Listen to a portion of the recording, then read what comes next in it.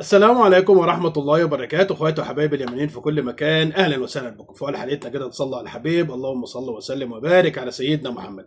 في الفيديو ده هنتكلم عن نتائج الدوري اليمني الدرجة الأولى، هنتكلم طبعا عن النتائج والترتيب وموعد الجولة القادمة وهداف الدوري لغاية الآن، اللي صراحة الدوري اشتعل حماس وعزيمة ويعني حاجة في منتهى الروعة من الجمهور اليمني الحبيب. ربنا يحفظ اليمن وربنا يكملها على خير، وإن شاء الله يعني يطلعوا لنا لعيبة على أعلى مستوى.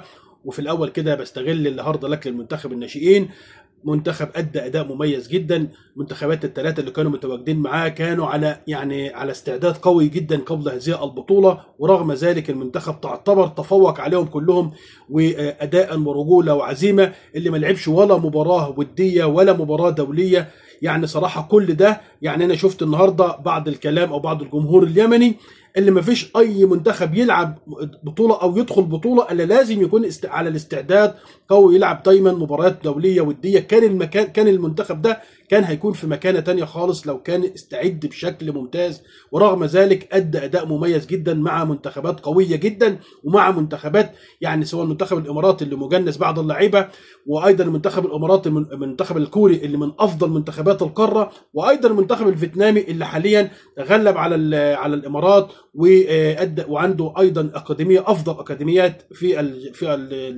في قاره اسيا. فصراحه لازم نرفع القبعه للمنتخب اليمني الناشئين والكابتن هيثم، وان شاء الله القادم افضل. طبعا نتائج سريعا بالنسبه للدوري اليمني، اللي كان فيه مباراتين يوم الاربعاء. اليرموك فاز على فحمان بنتيجه 1-0، والسد واهل صنعاء التعادل سلبي 0-0. وكان النهارده في اربع مرات. المكلاء فازت على شباب البيضاء بنتيجه 3-0، واحد صنعاء فاز على الاتحاد اب بنتيجه 2-0، والعروبه فاز على هلال الحديده بنتيجه 1-0، وشعب حضرموت فاز على سلام الغرفه بنتيجه 2-0. عندنا مباراه واحده بكره هتكون ديربي اتحاد حضرموت مع تضامن حضرموت.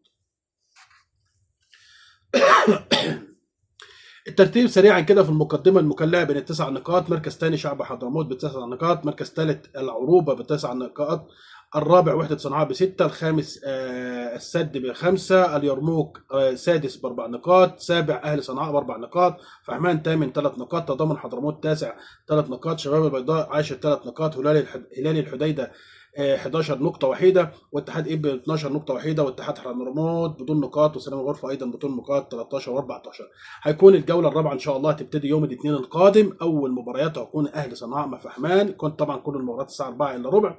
يوم الثلاث ايضا الاثنين مباراه، والثلاث مباراه هتكون شباب البيضاء والسد. يوم الاربعاء العروبه وحده صنعاء، يوم الخميس هلال الحديده واتحاد حضرموت، واليرموك وشعب حضرموت، والمكلاء واتحاد اب، ويوم الخميس سلام الغرفه وتضامن حضرموت. كل التوفيق ان شاء الله للكره اليمنيه، ومن تفوق لتفوق ان شاء الله تعالى.